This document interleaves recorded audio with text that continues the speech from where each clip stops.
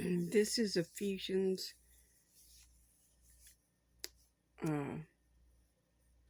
part 16, May the 18th, 2024. Shalom Shabbat, everyone. Today is Sabbath. It began last night at sunset, as always. The Bible teaches, the commandments teach, not just the Bible, the commandments teach to remember the Sabbath, to keep it holy. What are you supposed to do on the Sabbath? You're not supposed to labor with your hands to do your work. You're supposed to spend that day with the Lord. And you're not supposed to do evil on the Sabbath. And if you're out here making money on the Sabbath, what are you doing? Evil. Why? Because the lust of money is the root of all evil. Now, we've covered that little issue. Wasn't even on my mind, really. Oh, today has just been a crazy day. We're going to talk a little bit out before we get on back into this word, but we're going to be picking up in Ephesians 4 and recapping verse 15. But,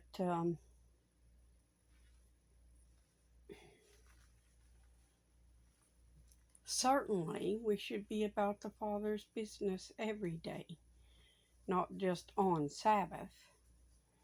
See, that's what so many neglect. They think they can live like devils all week long, like Lonnie Frisbee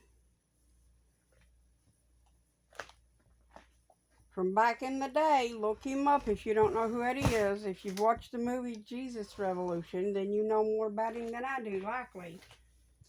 His name was just brought to me by the Lord.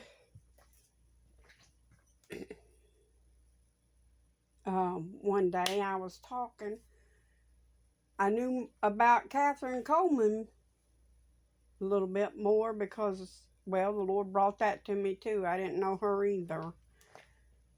These people supposed to be prophets of God and things of the Lord and minister. Well, not Lonnie. He was supposed to be a minister of the gospel. Yet he was going out drinking and having menage a trois all week, and then coming in on Sunday and preaching to the church about Jesus. See, this is the type of churches we have and have had since the 60s. Because that's when these people existed, I guess, was the 60s and early 70s. So no, I do not know them personally, because even though many people seem to think for some reason I'm over the hill, I ain't even reached the top of the mountain yet. Let me finish my 40s before you cast me into my 70s, please. But anyway,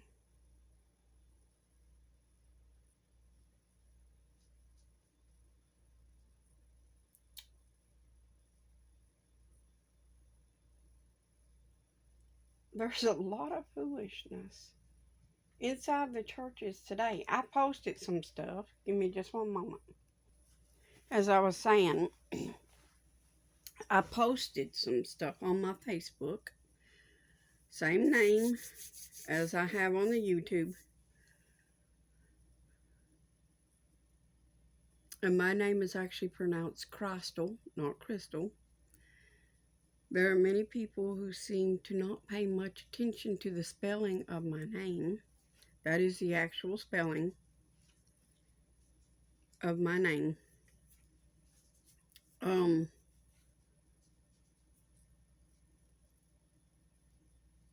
It's on my birth certificate. My name is Crystal. I'm not ashamed of that. That's not even Jesus' name. That's just a title. That's who he was. He was the Christ. That means the anointed one. I would that I could be anointed in him and be like him. I would that I could be. But I am far from perfect. And I fall from grace every day.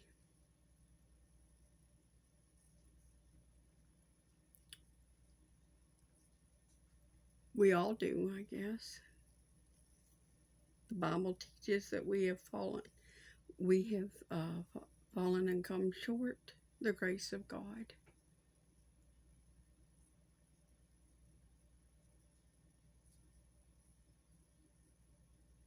That is why he was necessary. That is why the advocate with the Father is necessary, because we do things we don't even realize we're doing. But I have learned a huge lesson the last couple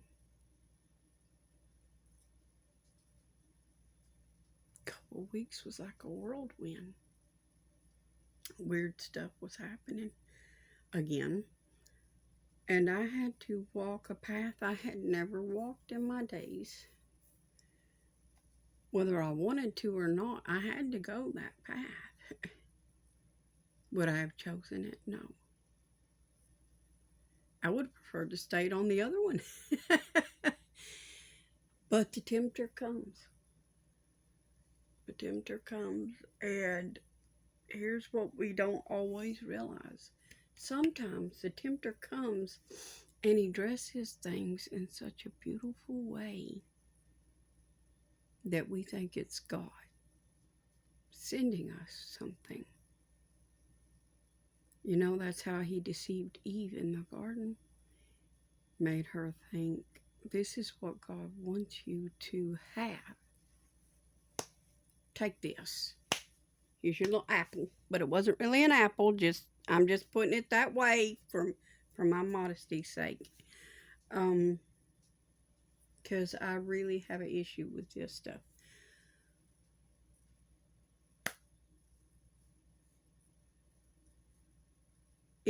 It was sexual sin. I'm just going to say it.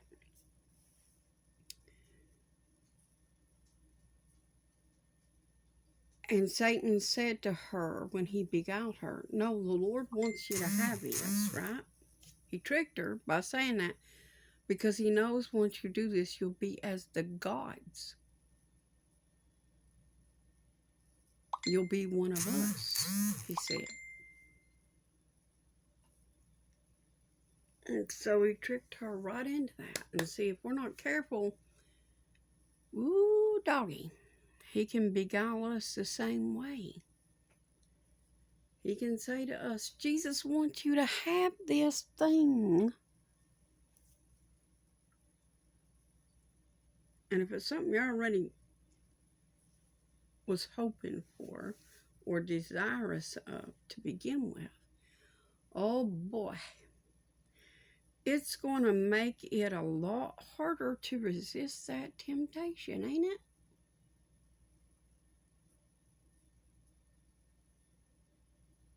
But you know what you really need more than anything? And I'm going to tell you, my greatest desire is Jesus and to serve him.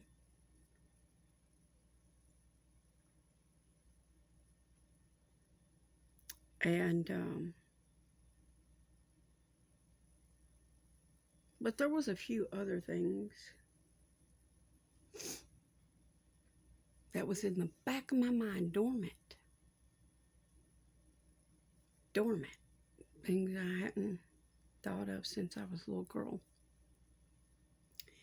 And they come back up.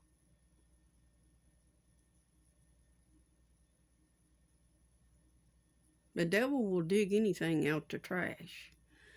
Anyways, I was just a child. And I had prayed for some things. Do I believe that the Lord is capable of doing these things? Absolutely. And if he doeth a thing, it is right, it is holy, it is good.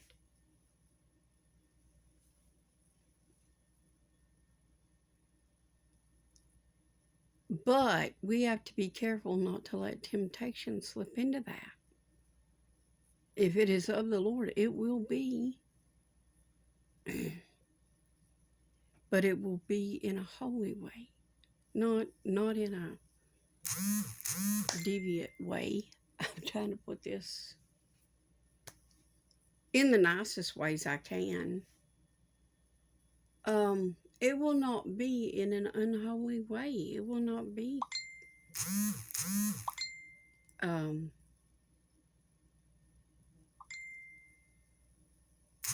all about one thing or another.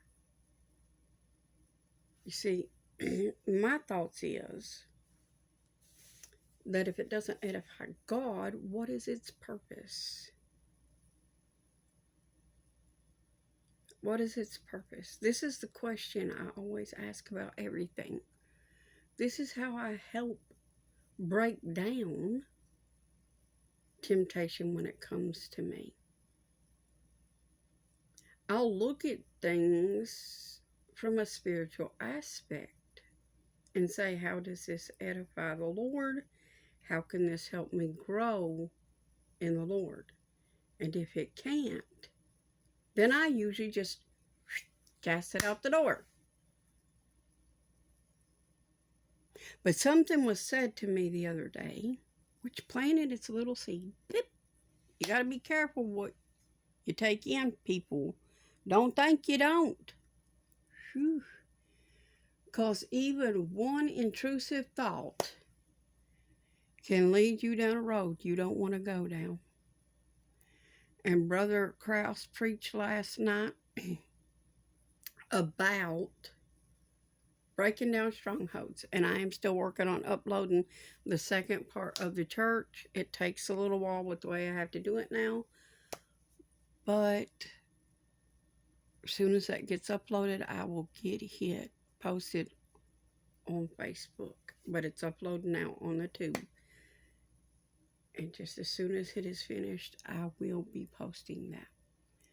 So do keep an eye out for that, because that is a wonderful message. There is deliverance in that message from strongholds. And it's very important. But you have to be able to recognize what a stronghold is. You know, the Bible teaches that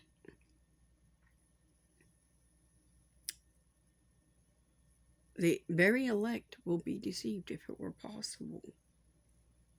The very elect. What do you think Eve was?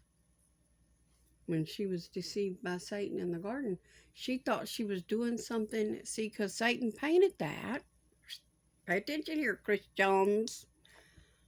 Satan painted that in a respect to make her think and to believe that it was God who wanted her to have it.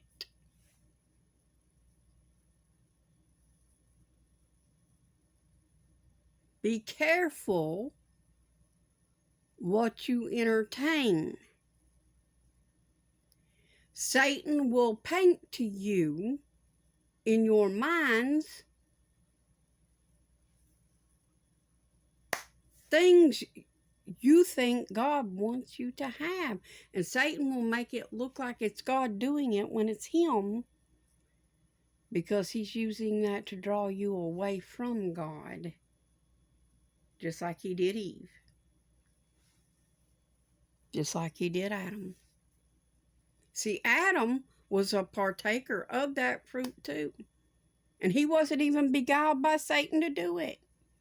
He just wanted to participate, so he did.